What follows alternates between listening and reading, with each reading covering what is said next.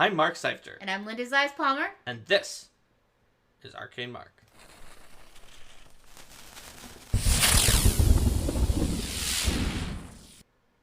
Hi, everybody. Welcome. And welcome to the next installment of Class Chat. Class Chat Ranger. So, the Ranger class is the next class that we're going to be dealing with here. Let's take a look at a picture of our iconic Ranger, Harsk. Using one of his big axes over here. Here we go. It's Harsk.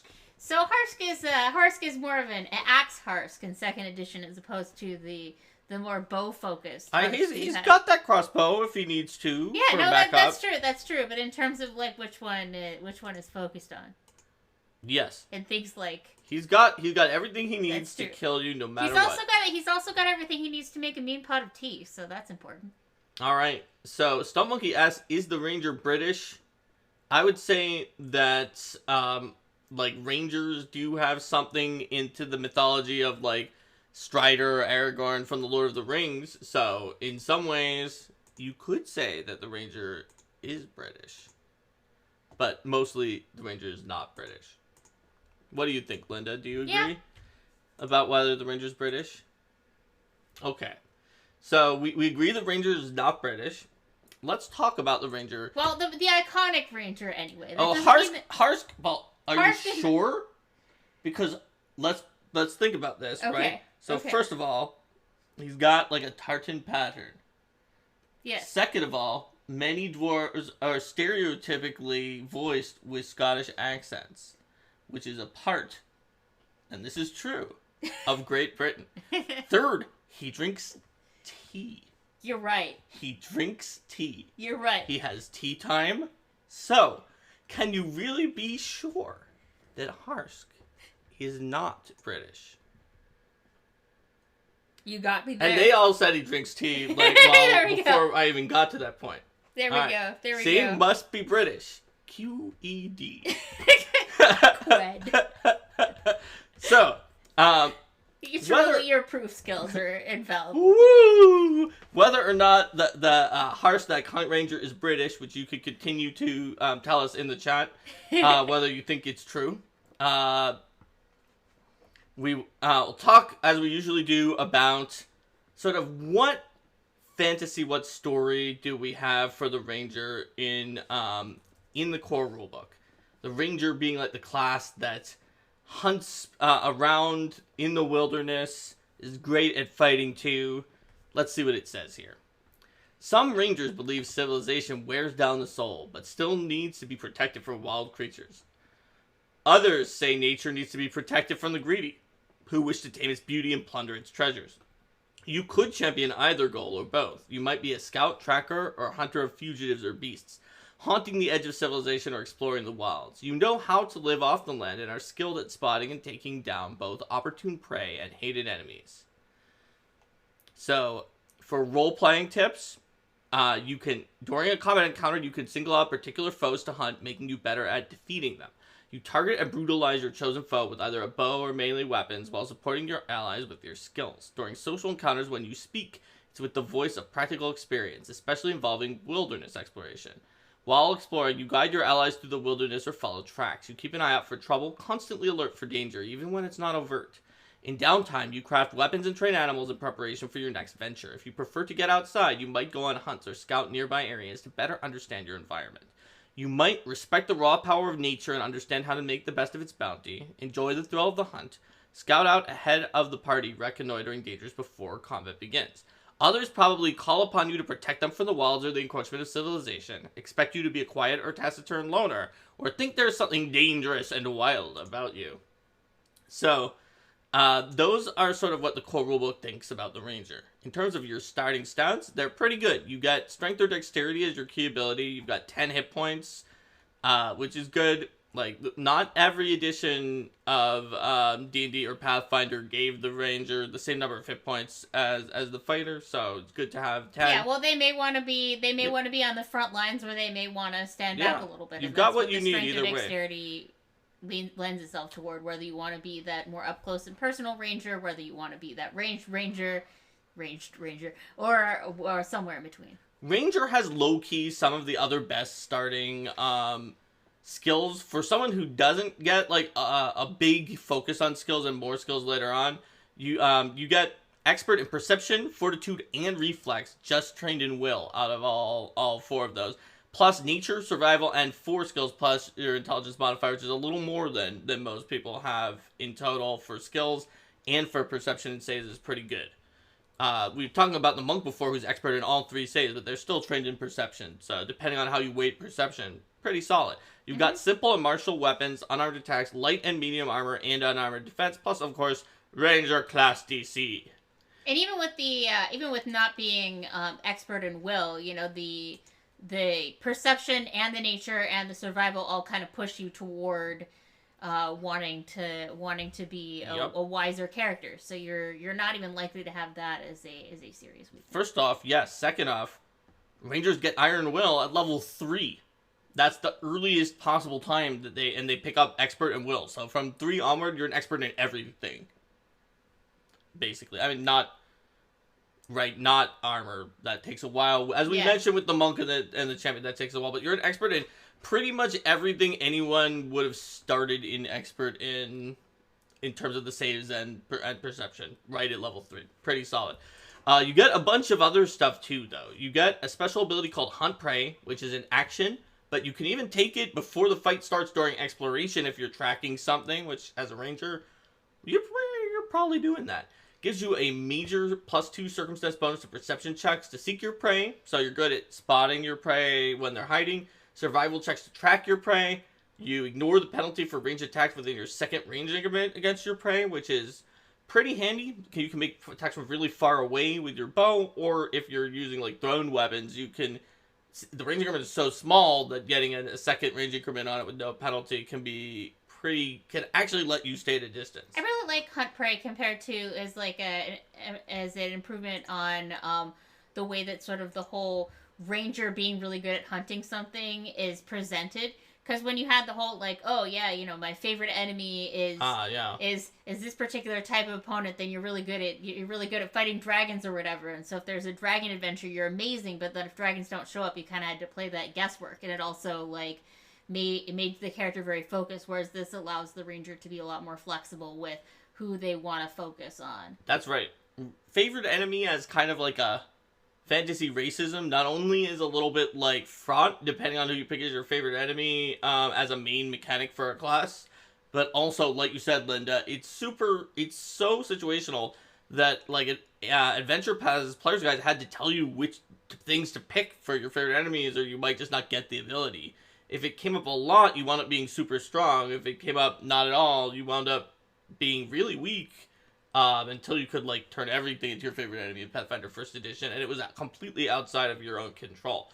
That's why certain ranger archetypes in Pathfinder 1st Edition, like the guide, where you could do a kind of hunt prey thing a certain number of times per day, or like the Slayer, the hybrid class that was part ranger, that had something similar to hunt prey. They were very popular among the fan base, both because of the fact that it put the power back in your hands to choose, this is my person, and it also moved away from I just hate these kind of people. Yeah, my favorite enemy is goblins, and all that I do is like to kill goblins. My favorite enemy is elves. Yes. But aren't you an elf? Yes, but I hate drow, so I'm elves. Mm-hmm. I can kill any elf. It's okay, that's a little bit concerning. Yeah. So, yes. Oh, and I forgot to say this at the beginning, but the core 4 classes everybody worked on just from the beginning. We just passed them around a million times. All the other classes, everyone worked on eventually, but they had a lead who started off on them in the beginning. The Ranger, along with the Alchemist, is one of Steven's classes that he started with in the playtest. So that's where we're at with that. So you not only get Hunt Prey, but that's pretty good that you get some bonuses. But the real meat to Hunt Prey is something called Hunter's Edge. It's an ability that is powerful enough that it can stand up against the fighter's extra proficiency or some of the other things that the classes get. And it's in a separate ability called Hunter's Edge. which makes it easy to like not give it to someone who multi-classes into Ranger. And you can just say you get all of Hunt Prey, but not this. And also it lets you change it out depending on what type of Ranger you are. So that's sort of your big choice for the Ranger. The Flurry Hunter's Path is just like, it is the closest you can come to being a turret character in Pathfinder 2nd Edition, because your multiple attack penalty is cut down by a huge amount. Just -3 or -2 with an agile weapon. And it gets even better. At super high levels, they all have an upgrade, and it becomes -2 or -1 with an agile weapon.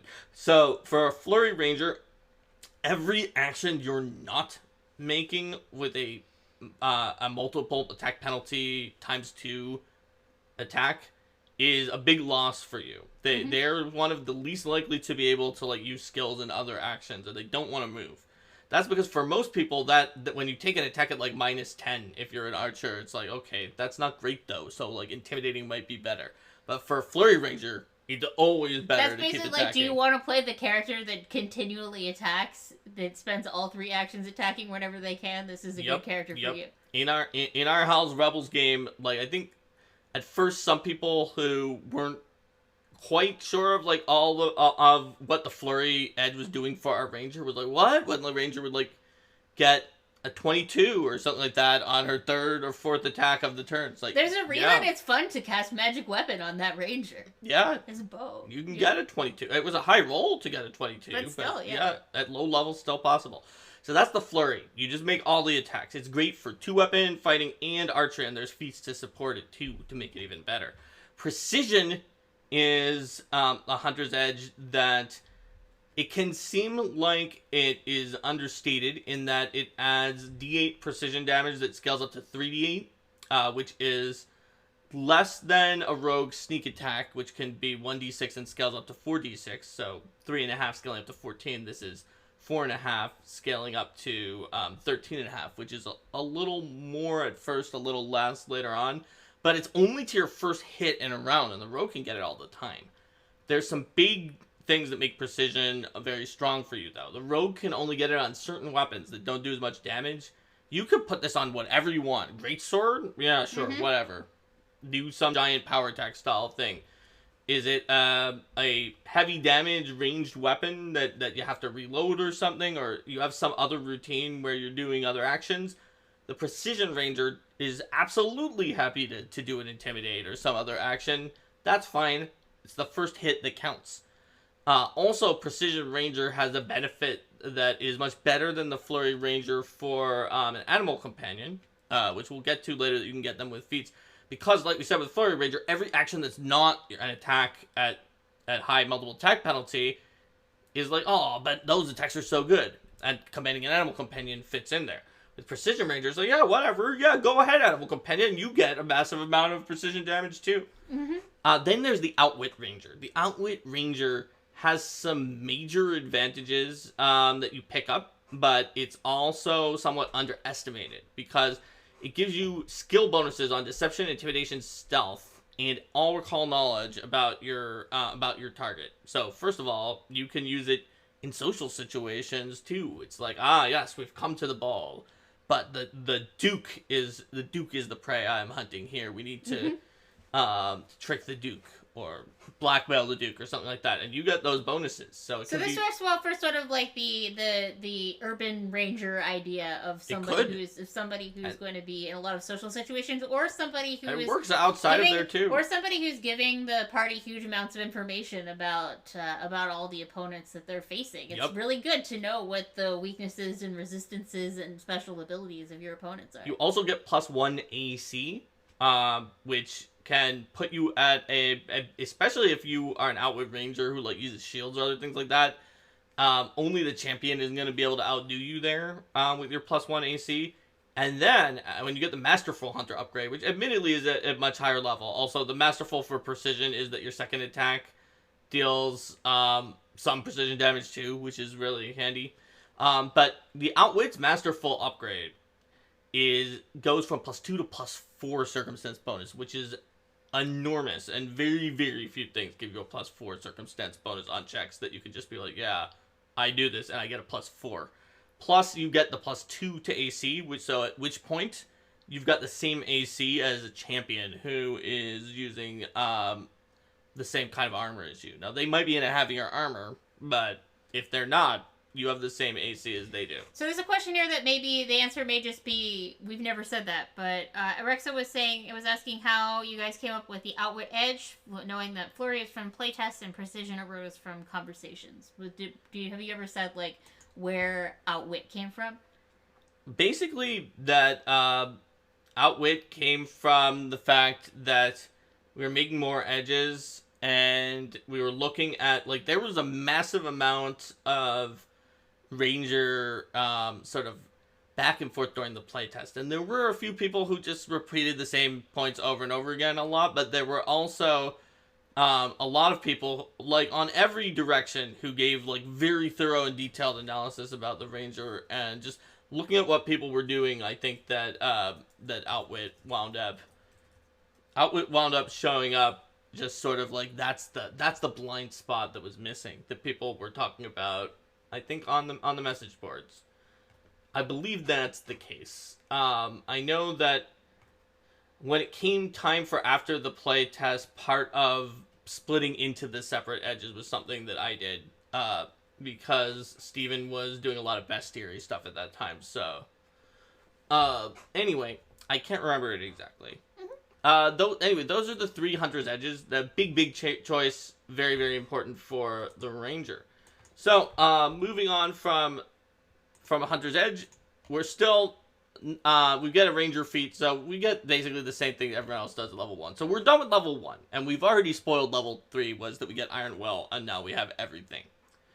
At level 5, of course, we get Weapon Expertise like usual, and we get Trackless Step as a sort of freebie where we can be very hard to track in natural terrains, that we're basically always getting the benefit of covering our tracks, and we don't even have to reduce our speed.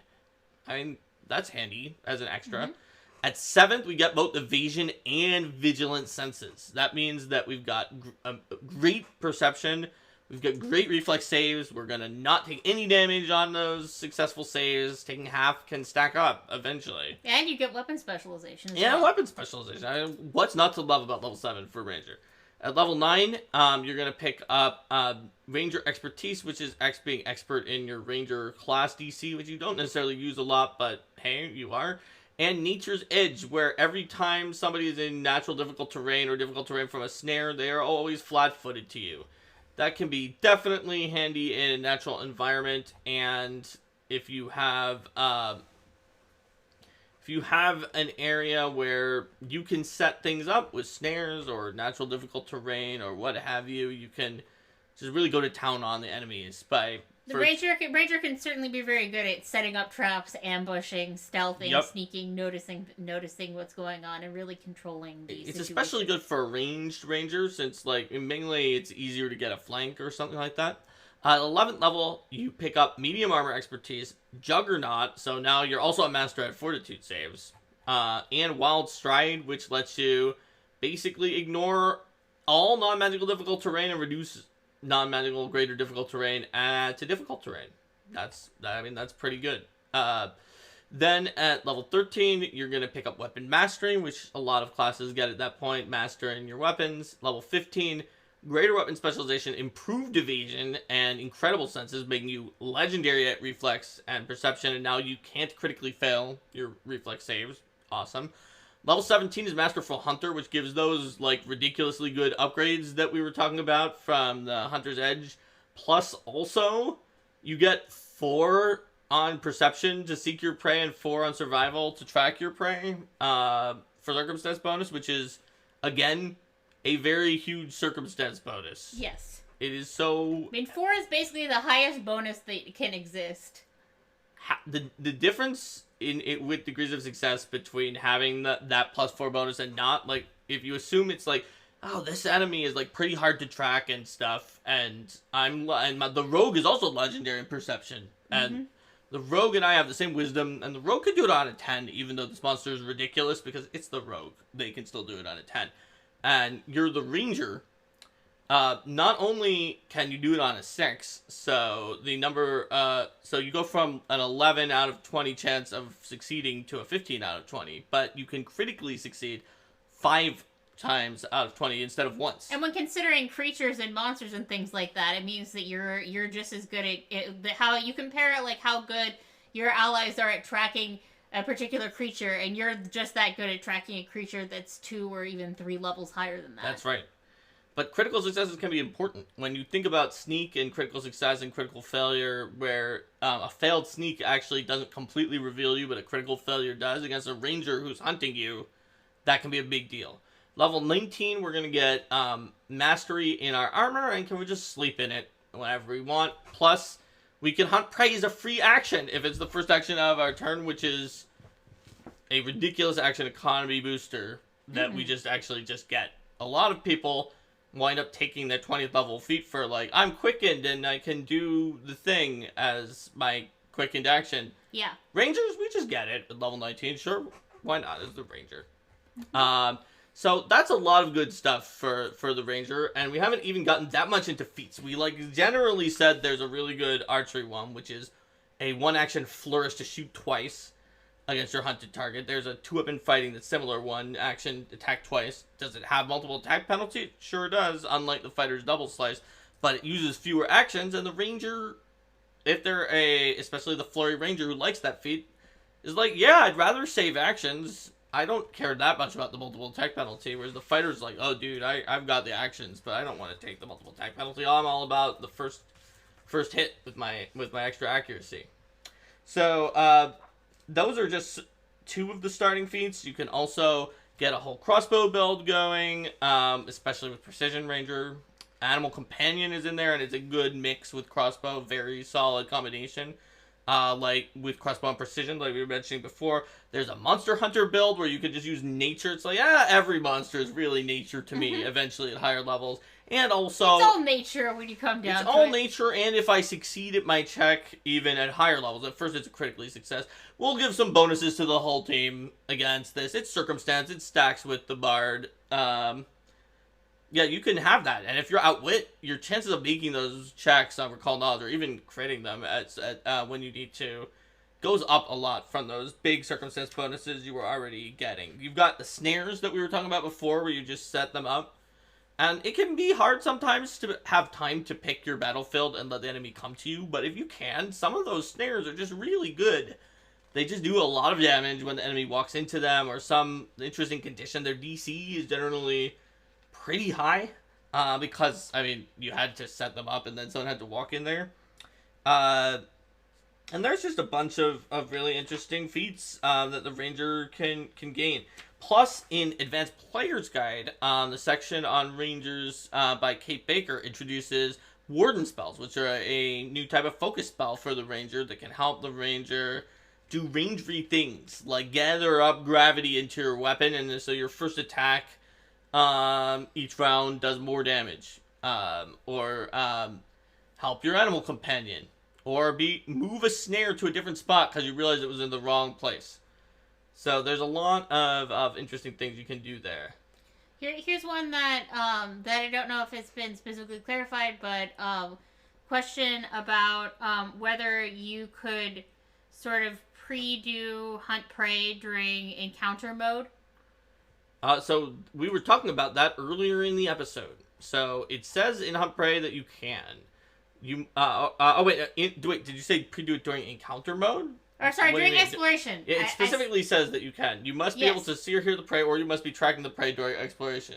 Yes. So it specifically allows it during exploration.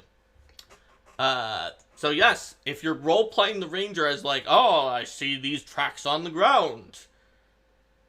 And, or if they're the British ranger, I see these tracks on the ground. I must follow these tracks very carefully in order to find what manner of foul beast lies at the end, and use a maneuver with a VRE in it to destroy them. So there you go. Let's see. Yeah, Kitsune, a PFS scenario calling something out doesn't mean that that's not the standard rule. Particularly in the earlier PFS scenarios, we specifically called out rules that we thought were different from first edition, or that we wanted to remind people of to make sure that things were that things were getting implemented correctly. Just like you'll see, the core rulebook has a lot more reminders of, and this is how this rule works, than you'll see in later second edition rulebooks. That's right. Its intended is to assist GMs rather than to be like, oh, if it doesn't specifically say this, then it doesn't apply. But, like, you know, we know that nervous players and GMs sometimes worry, oh my gosh, the fact that it says this, does that mean it never ever applies elsewhere? That's why we've been trying to put in as normal, as normal, this thing, to make it clear that, like, it's always true, because otherwise it really leads to that, and it is totally understandable. Alright, anyway, so, yeah, awesome stuff with Ranger. You can eventually get some stuff where it's like, legendary shot. Legendary. No penalty for attacking your hunted prey up to 5 range increments away, which is like the max you can shoot. Or to the ends of the earth. That's a fun one. Where your ability to track prey is so absurd that it doesn't even make any sense. You could just predict what they're going to do because, like, you're in their head. You follow their movements, allowing you to know their exact location no matter how far away it becomes, as long as it remains your prey. You must be legendary to track them across teleportation or planar travel. But if you are legendary in nature, in addition to survival, which is a requirement for it, because you need to know magic a lot. Legendary nature is like you really know nature. It's like, I know primal magic. We'll follow the ley lines. I know where they went when they teleported. They went to the second layer of hell. In fact, it's in the city of Dis, at this particular store. How do you know that they're there? Oh, well, I'll explain. I have the detection, divination, primal traits. I use my ranger senses and my connection to the primal universe and the ley lines and my stiff upper lip. My ranger senses tell me that they're getting overcharged. That's right. That they're getting overcharged for Actually, I think you Sulfring. can't determine that. Only its exact location. No, I know. Exactly. All right. So there you have it. There's all sorts of other things. You can... Another understated but very powerful option for the Ranger is the ability to share your abilities from your Prey Hunter's Edge with your allies. Because let me tell you, a Ranger with Hunter's Edge is very powerful. A Ranger who also puts that on some of their party members can create, like, some, like, ridiculously powerful killing machines out of their allies. Because, like, I'm a fighter with very low multiple attack penalty and an even higher accuracy than Ranger. Or a Barbarian that can hit with their giant, ridiculous weapon attacks on later attacks because of that. Or a Barbarian that has a ton of extra precision damage, or what have you. So, you can get a lot out of the assisting allies feats, but they're somewhat underlooked because there's also some wild things you can give to yourself.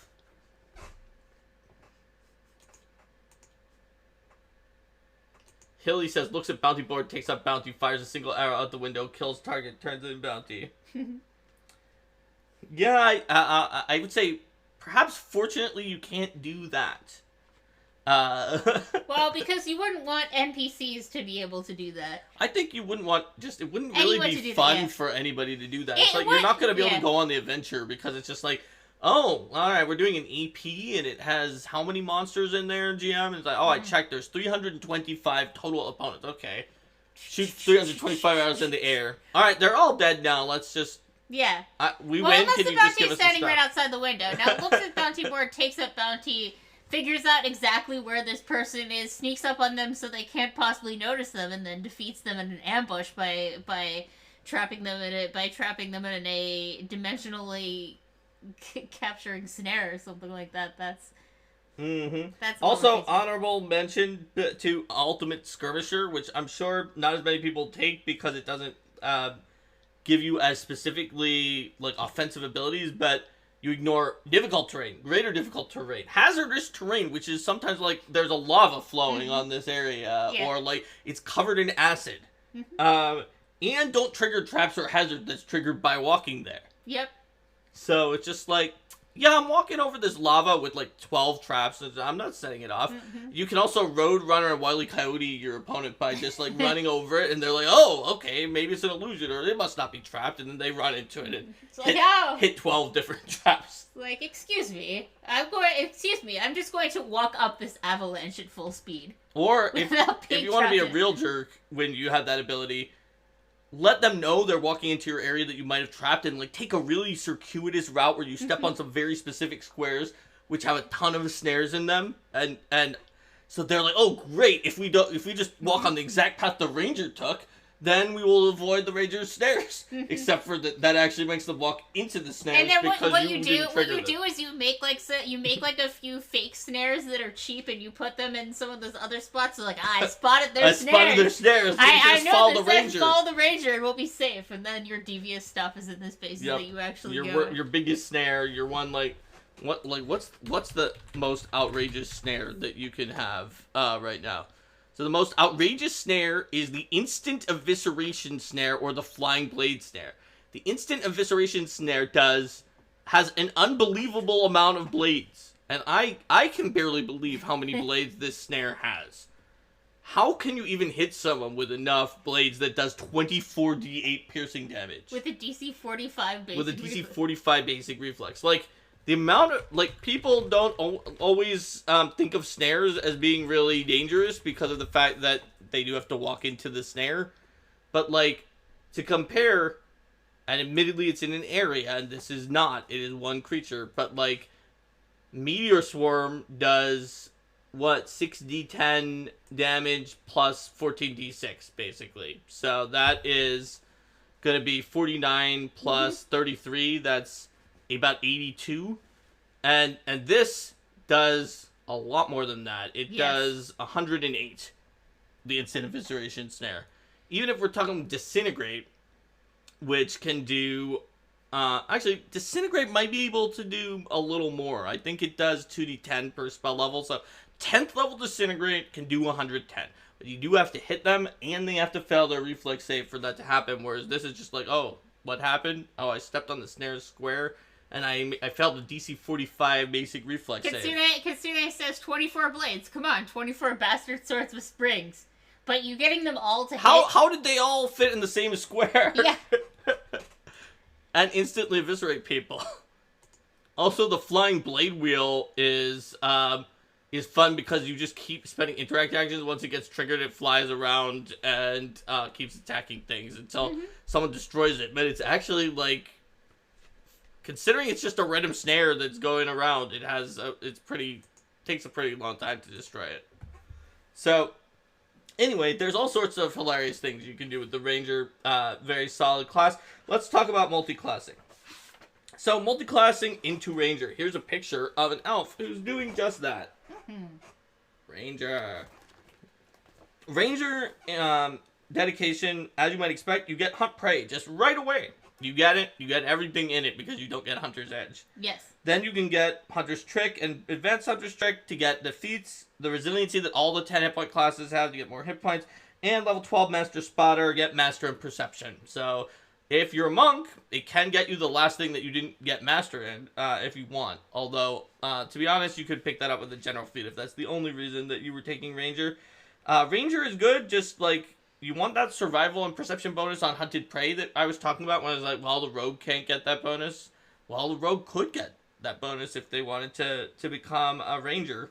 There's also just some good feats in there. Like, even if you don't get the Hunter's Edge benefits, if you're fighting a boss who's going to survive for more than one round, Hunt plus one of those flourishes, if you're going to be an archer in another class, or a 2-weapon fighter, costs the same number of actions as just doing the 2 attacks on the first round. But in later rounds, it's going to save you an action. So it could be a way to save actions, like we were talking about with Monk and Flurry of Blows. You can also pick for instance, a Champion Ranger, for example, would be a way to do it where you hunt a prey, and then you start doing those double shots and spending some of your other actions towards positioning or lay on hands or other stuff that you want to do with your champion. fighter rangers can pick up all the fighter stuff for bows and also the ranger stuff for bows. Although the archer archetype might be able to help you pick up some of those things. And alchemist rangers who add snares to their repertoire have a truly terrifying number of things each day that they're doing. It's like, yeah, I've got all these items, and I've got all these snares, and admittedly the snare crafter archetype can get you that sooner if that's all you wanted from Ranger. Yeah. But Ranger is a package deal, so you have to think about what you're getting in combination. In combination and the way that it helps you out. So spellcasters, for example, can get something from Ranger because of the fact that if you're a spellcaster, let's say that you like to do 2 actions on your spell and then 1 action on something else. So you can do spell or hunt prey spell, next turn double arrow spell, double arrow spell, double arrow spell on the boss. So suddenly it slows down your first turn because you're hunting, although if you could be tracking them, right? Yeah, you could. And then you're suddenly turned your action that is not the spell into a double shot. It's pretty handy. I mean, is it super accurate? It's not. You're a spellcaster, but that's a pretty good little addition. So there's all sorts of fun things you can do. And Max is saying that the Ranger focus spells are pretty nice to grab as well. Yes, the Ranger has some good focus spells that you could use no matter who you are. Like, even, even the fighter or someone who's a martial character isn't going to say no to getting that gravity weapon. Like a swashbuckler, we talked about sometimes how the swashbuckler's particular brand of using finisher actions means you can't use like flurry of blows as well with the monk. Mm-hmm. But on your first weapon strike each round, you get a status bonus to damage equal to twice the number of weapon damage dice. Well, I'm a swashbuckler. I'm going to do a finisher. I'm only making 1 each round. I'm happy to do that. I can get up to 8 extra bonus damage from this. So there's a lot to like about the Ranger focus spells as well. There's a lot to pick up from there. In terms of if you are a Ranger, where you can go from there. So, previously, like, the fighter was a very good pick to get some of those combat style things that you didn't have. Now, the APG archetypes can be another way to do that. The rogue is excellent, it's got a ton of skills for you, and you're already good at some of the skills, like a perception, some of the things that you would expect to go alongside with the rogue, and that extra sneak attack damage, and you could just pile that on if you're a precision ranger or a flurry ranger like even more. You make them flat-footed by being in difficult terrain with your bow, and you just add another d6 to every bow shot. That's a huge... When you make that many shots, that adds up quickly. Yeah, for sure. Spellcasting multi-classes can also work well for the ranger. You could do Ranger Druid to get a little bit more of the hunter feel, or the sort of the more casty Ranger. Although it can cast up to 8th level spells, so it's more. But you can take Ranger with any of the other spellcasters to get a pretty good combination going with that. And honestly, you could take Bard and be the Ranger who tells people stuff about, tells people knowledge of monster hunting for a circumstance bonus, and then inspires for a status bonus. And then it's like, yeah, I've given you a bunch of bonuses, do your thing. Also, I'm a Ranger, so if you're using 2-weapon fighting or archery, I have the actions for it because I do a 1 action 2 attacks. So there's a lot of good you can do there. Considering Warlock points out Red Mantis Assassin works really well for Ranger. That's certainly true. And the opposite direction of the Alchemist Ranger, where the Ranger, maybe even the Snare Ranger, takes Alchemist to just have even more things that they can prepare and do each day. So you can get a lot of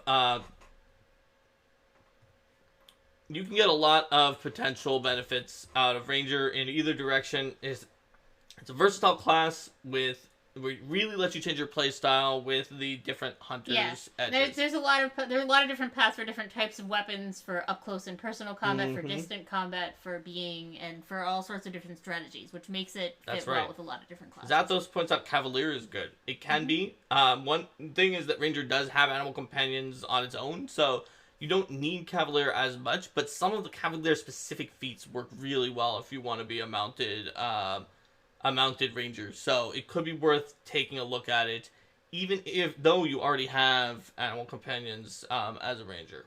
Absolutely. Solid choice. All right, so yeah, I think that basically covers it for the ranger. Do we have anything else to say about the ranger? I don't think so. I was just checking real quick, and I am not seeing anything else here that is obvious. So that's good. Let's say goodbye to YouTube. Bye, YouTube. See you next time. Bye.